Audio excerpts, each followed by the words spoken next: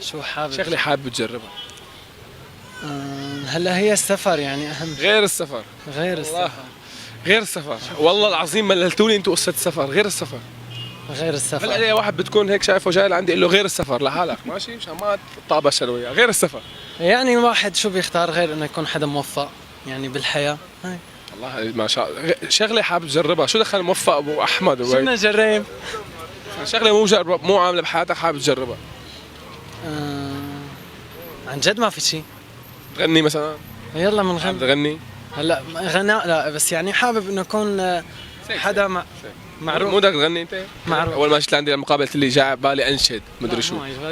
شو قال لي؟ ايش عبالي انشد؟ خشلت هلا يعني يلا روح يلا. هيك كالعاده مثل ما بقول لك اللي بياخذوا المايك اذا بتكسر المايك رجليك شنو يلا تفضل هنيك بس. يا من هواه أعزه وأذلني كيف السبيل إلى وصالك دلني لأقعدن على الطريق واشتكي وأقول مظلوم وأنت ظلمتني ولا أدعون عليك في غسق الدجى يبليك ربي مثل ما أبليتني يا من هواه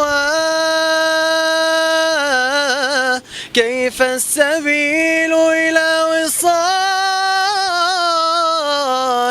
أنت الذي حلفتني وحلفت لي وحلفت أنك لن تخون فخنتني. ما شاء الله عليك يعني وينك خارق خارق احلى من عبد الرحمن محمد بذات نفسه مو طنبره الشغله لا هيك ما شاء الله عليك.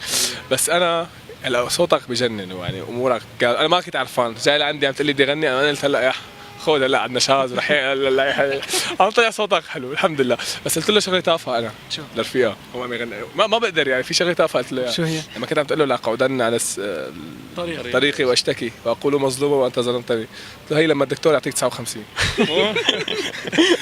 قال له يا هلا الدكتور لما يعطيك 59 قال له يا بس بصوت لما تكون عم تغني لأقعدن على الطريق واشتكي. وهي 59